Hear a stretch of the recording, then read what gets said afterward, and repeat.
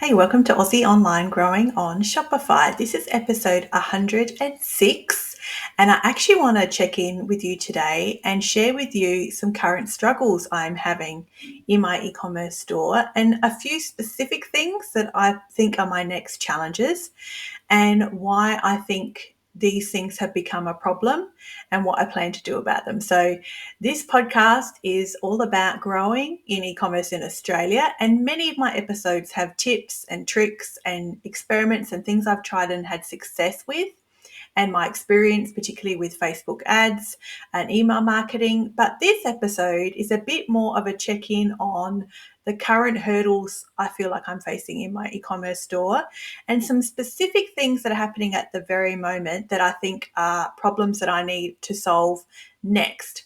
So I have a few to share with you. So if you sometimes feel like a bit overwhelmed with all the things that might be going wrong in your small business, or if you feel like there's just so many things, you're just not sure where to start and what to fix next, or if things are even a problem, maybe you'll find this episode a bit encouraging that we all go through challenges and we all have new problems to solve every day. And you solve the problem right in front of you, and then there'll be the next one down the road. It's just always going to constantly happen. Hey, we are growing something, growing a business, growing a passion and an asset for our family. So problems are inevitable, and sometimes we can take our eye off the ball. So I think my issues I'm facing at the moment are a direct result of not paying a close enough attention to data that I saw probably 5 months ago starting to lag. Like, some data was starting to not look like I expected it to look, like it should look in a growing e-commerce brand. And I didn't pay close enough attention to solving that at the time. It just kind of constantly came up for me because I keep a KPI tracker of metrics, and I kept looking at some data points thinking I need to fix that. I need to do something about that. And I haven't spent the time or energy on it. So it's getting to a point now where it's really starting to cause an issue for me. So I'm going to share those with you today. If that sounds like the episode you want to listen to, stay tuned, and maybe you'll leave this episode with some encouragement that we all go through ups and downs, and maybe some solutions perhaps, or some ideas for your next problem, particularly if one of them happens to be what I'm going to share with you today. The first one I want to share with you is I looked at the last 90 days of data. I really feel like 90 days is my sweet spot of data for this episode, where I feel like the data was maybe beginning to look not ideal 5 months ago or 6 months perhaps, but in the last 3 months in particular, it is problematic data. So not just a blip or a seasonal up or down, but a couple of things that have kind of consistently now for 90 days, sort of raising its little hand like, hello, okay, I'm still here. You probably need to do something about me. The first one is my conversion rate. My conversion rate for the last 90 days is down 50% on the same time a year ago. So in a 90-day window, my conversion rate has dropped 50% when compared to 2023. And the list of reasons why why that could be happening are like as long as a piece of string, hey. But when we look at data like this, or at whatever data point maybe you are struggling with at the moment in your e-commerce store, your Shopify store, you need to kind of really drill down to what makes most sense for you. What's the actual issue for your business? Not just that the economy is bad, not just that people aren't shopping that much, like not something you can't do anything about, but what makes sense for your brand and your customers and your niche, and your customers that you know, and your products and the time of year, of course. So I looked at this for a 90-day window, and I can tell you my revenue is up from the same time. So in the last 90 days, my revenue has increased 10% in the same window from last year. So my revenue is up on last year. So that's good news. But it's up by such a small percent, 10% up on the same time last year for this 90-day window. And I'm still a very little brand. My e-commerce store is still very small, and it's still micro, it's still quite little. So a 10% increase is not enough for me to grow a robust business, you know what I mean? Like, to be like paying myself some full-time sort of salary in a few years' time, not just what I'm sort of paying myself as a bit of a part-time salary now. So 10% up on revenue in 90 days is potentially good. That looks like a good stat, but the conversion rate across the same period is actually down 50%. That's the problem I have. So that's the issue that's sort of staring me in the face now. And when I look at why I think that is, let me look at through my investigations on this and what I have come to conclude from it is it's directly related to the fact that my returning customer rate on Shopify, this is not a Google Analytics data metric, we're looking at only Shopify, my returning customer rate is far too high, which sometimes catches people off guard. I know when I speak to some e-commerce brands, if I talk about returning customer rate, no one can imagine there is such a thing as far too high. But there actually is such a thing as far too high because mine is. At the moment, my returning customer rate in the last 90 days is 70%, 70. That means my customers are coming back. The customers who shop the first time, 70% of them come back again. Initially, that seems great. That seems like a really good thing, except that you can imagine over an extended period of time, those people will be shopped out. You can only get people to shop so much. People only stay with you for so long. People move on. You need to be continually bringing in new leads and new customers to your store, and I do. That is totally my problem at the moment, is that I have left it too long this year to get back into some top of funnel lead generation marketing efforts. And now looking at the last 90 days, the data is really showing that is where I have let myself down by not addressing that like 3 months ago when it first started to become obvious it was a problem. So my returning customer rate at over 70% is too high. Those people are coming into my world and shopping as much as they can and they want to and moving on like everybody does. We all do that. And I'm not getting enough new people in to continue to replenish those people who have shopped out. So, I mean, the good side of that, of course, is that I have a strong brand. Customers resonate with me strongly. I have good email marketing. People see me on socials a lot and sponsored posts in, for ads and on Facebook and Instagram, Facebook and YouTube lives and email marketing. Like all that stuff that's great is okay, but the fact that is so high shows me that I have really left my top of funnel lead generation efforts to the wayside for too long. And now it's come to the point that now my conversion rate is suffering because those people can only come back and visit and shop so many times. So that's what my first issue is that I have definitely noticed. Like I said, it started to be obvious in my KPI data 6 months ago because I stopped doing a giveaway. I'd stopped running a giveaway on Facebook and Instagram, which I'm doing at the moment now in the lead up to Black Friday. So I'm running one for all of November. So I'm doing something now for that and in an effort to obviously boost my email list, like to get some more leads and to continue to grow my list. But I had stopped running a giveaway in April 2024 because I wasn't having much success with it in the first part of this year. I had masses of success with the giveaway last year. In fact, all through 2023, I ran a giveaway every month for 12 months. And the conversion rate on that group of people, so the conversion rate, not on my whole website, conversion rate just on the leads I collected from the giveaway, which I then was able to keep them in their own list and track them as a cohort and watch them over time across the year, for people who convert immediately or weeks in or months in, across the year, that group of people, of customers, of leads who came in via my giveaway converted at 9%.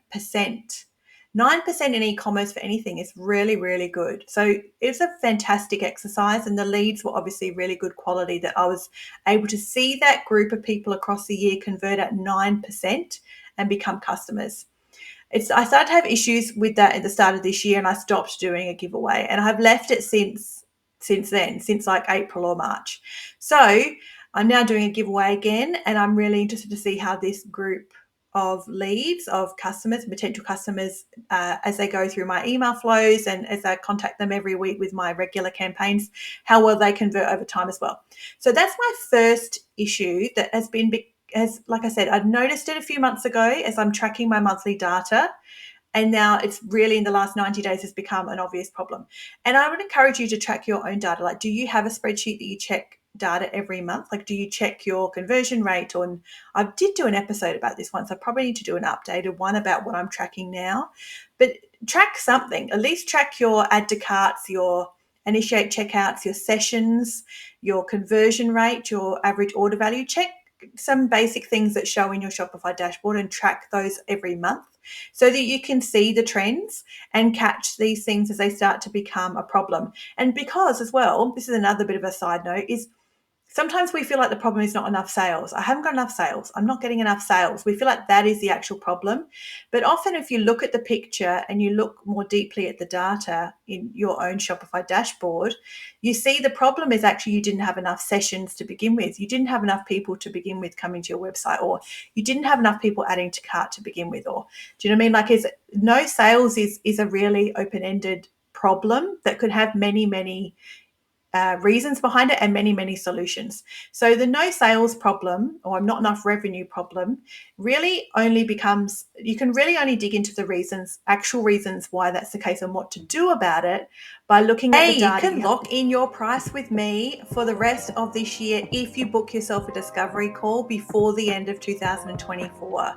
My name's Rachel from Aussie Online Growing on Shopify.com.au, and I help small micro businesses grow online in Australia. If you're looking for more customers, more website traffic, more eyes on your brand, more leads and more conversions and more sales, and you want to understand how the process works, how does a customer even find me to begin with, and how do I know where they found me, and then how do I know how to nurture them, I encourage you to book a discovery call with me before the end of this year.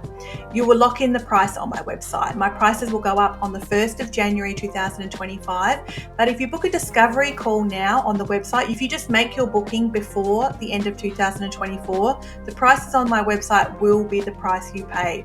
You can work with me for just 30 days as well. I don't offer huge long retainer packages on my website. Those things I chat about with clients in person, but I really want to sort of like help you feel as secure and comfortable as possible in working with me for the first time. So you can book just a 30-day project window, and I can help you with a specific project in your Shopify business to help you with Facebook ads, customer journeys, and email mapping, email marketing to really get you further along in where you are, to get you some data to help you make better decisions about the next steps in growing your e-commerce brand. Head to my website and book yourself a free discovery call. You can actually put it right in my calendar. It's just a 25-minute call. It's free. And if you do it before the end of 2024, the price on my website will be fixed for you. If you're an existing customer or an existing client of mine, then you have the locked-in price. Feel free to send me an email and we can work together for a 30-day project window, whether it's this year or next year in 2025. Whenever it is, if you are a previous client, the price will stay the same for you. You won't have to worry about it going up. Collected. So I encourage you to keep your own data if you don't already, even just once a month in a spreadsheet. Track some basic, top line metrics so that you can watch them over time. So that's my first issue that I need to do something about, that I was pretty flawed when I looked and I noticed that stat.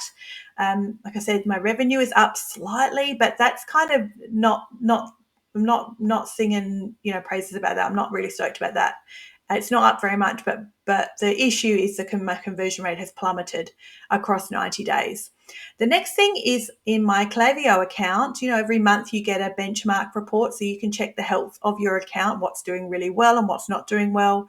Always check those metrics, but particularly look at things like your bounce rate and your unsubscribe rate or spam rate, sort of metrics now that are becoming more important that never used to be an issue when I think about the changes that Google made earlier in 2024 in relation to email marketing and deliverability. You really want to pay close attention to your Klaviyo account to make sure that your deliverability remains strong. Everything else can flow from that. But if your deliverability suffers, your whole account is going to suffer significantly, and it's going to impact on your ability to generate revenue from email in a massive, massive way.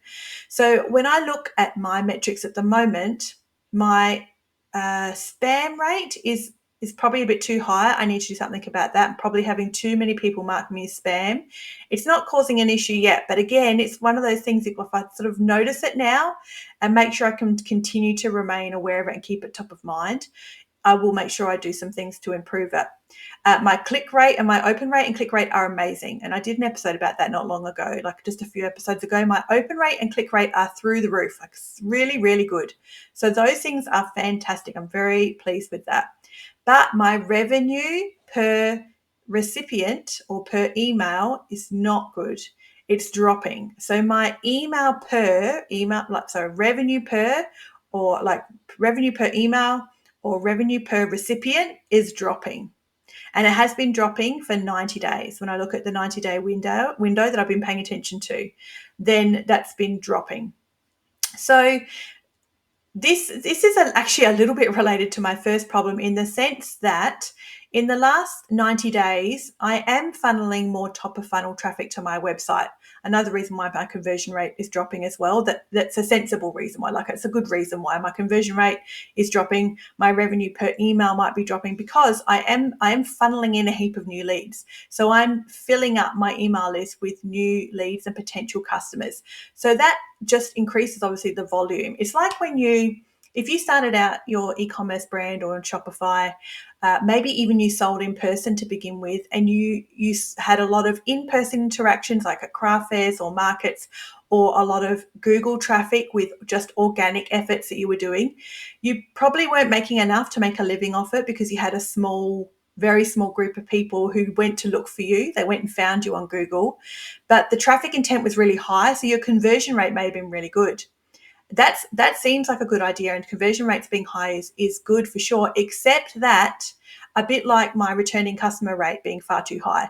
Are you just hitting the same people over and over again? Are you actually reaching new leads, new people? Is your brand expanding? Are you expanding your customer base? So this issue I'm having at the moment with my revenue per email is a little bit like my conversion rate. Because I am funneling in new leads into the top of my marketing funnel with different ads on Facebook and lots of organic social, I'm getting a lot of new eyes on my brand. It's inevitable that my conversion rate will drop and my revenue per email will drop until these people become part of my ecosystem and part of my nurture sequences over time. So my revenue per email is dropping, and I think it's related to the top of funnel exercises I'm doing, particularly related to the giveaway I'm running. The other reason why as well, there is another reason why, is that I've gotten really lazy in the last 90 days and I haven't launched many new products. This is really niche specific, but my niche is like hobbies. I'm in a hobby niche. People love to buy new things for their hobby. They love to shop and get the latest, newest, coolest, cutest thing for their hobby. It's a relaxation exercise. It's fun to do. It's not something people have to have, but it's enjoyable. It's a fun thing to shop for. So I haven't done any new product launches in 90 days, and I think that's also why my revenue per email has dropped compared to the previous 90 days. The email being sent is dropped for a couple of reasons. So something I need to pay more attention to, which I'm looking forward to with Black Friday sales, because I'm leveraging that heavily this year. So I'm expecting that to make a significant turnaround in the next several weeks. The other thing is, it may seem a bit counterintuitive, but because my send schedule in Klaviyo includes these new giveaway leads, so these people who are joining my giveaway from Facebook and Instagram, because when I send my emails every week, I use an engaged segment of users in Klaviyo, it's also picking up those giveaway entrants because they have opened a previous email or a recent email from me saying, thanks for entering, good luck, stay tuned, or let you know on the 1st of December who won. So because they opened a recent email, those people are also being caught up in my regular weekly campaigns. I am on the fence about whether that's a good thing or a bad thing. I actually am, because all last year when I ran a giveaway, those giveaway leads went to a specific list but I wasn't using a segment of engaged to send emails last year because all of us who were doing email marketing last year were doing it very differently to this year. So throughout 2023, email marketing looked very different than what it looks now because of the changes Google made in March 2024, and deliverabilities really changed the game as far as email marketing goes and what's best practice this year. So those giveaway lead users are being caught up in my weekly campaigns, which may be a good thing. I think it probably is. I'm still not sure. But it does mean that, again, I've got more top of funnel users that are getting caught up in my regular emails when I would be cleaning that list. So when I did a giveaway through 2023, every month I cleaned those users. Lots of people join a giveaway just because we all know that. It doesn't mean the whole exercise is a waste of time. Like, hello, I ended up with a 9% conversion rate from these people last year. So it was a massively beneficial exercise. But I did clean the list every month as well and suppress a lot of users that never engaged with my emails in my flows. So there's pros and cons to both of this. I need to think a bit more about what I want to do about those leads for the remainder of this year, and whether I continue to use them in my engaged segments or whether I actually exclude them and keep them to the side until the giveaway has ceased and been completed and I've had the opportunity to clean those email addresses and only keep the best ones who have been engaged, and then put those people through my nurture sequence, like my welcome flow. That seems like a lot of info. I feel like I've gone around and roundabouts in this episode, but I hope it's making some sense. Issues and problems I feel like I need to solve right at this moment, that are sort of crying out for my attention. So my returning customer rate is too high and my conversion rate is suffering terribly. My conversion rate has dropped significantly in the last 90 days. And additionally, my revenue per email has also dropped in the last 90 days. And there's two sides to both of those things. There's different sides to those stories. But I can see, having watched these metrics for a few months now, that it's not telling a good story. It's giving me some warning signs to do something about it. So what data have you got that you know you need to do something about? Are you tracking some data you know needs some attention from you as a business owner to do some problem solving and a bit of pivoting to get yourself back on track and to solve your next problem? Like, we are all solving the next problem in our business. We come up against challenges all the time and we always have new problems to solve. So lean into these things as we go along, because remember, your competitors are stopping at these hurdles. You come up against the same hurdles I come up against, and you have different hurdles than I have, depending how long you've been in business for, depending how new or how seasoned your Shopify store is, depending how new or seasoned your Meta Pixel is. You have your own set of problems, but your competitors, some of them are stopping at the hurdle you are at. So solve that problem, get past that hurdle, and you'll be further along the track. Like, the people who win in business just stay in it long enough to win it. Like, how true is that? The longer I'm doing this, the more I come to understand that you win by staying in the game. Solving the next problem, staying in the game, covering your bases, looking at lots of different data points that give you pictures and snapshots of different segments of your business and how the health of those things is going, so you can monitor them and make changes to them before it becomes a reason you have to close or something terrible. Like, if I don't do anything about these metrics, what happens in a year? If I let these things go for a year, then what? What a terrible, no, it's not. No, solve the problem and then come up against the very next problem. That's what we do. And then celebrate the wins as we go along. Thanks for hanging out with me today. You can find me at Aussie Online Growing on Shopify.com.au. As always, particularly in this episode, hey, keep learning.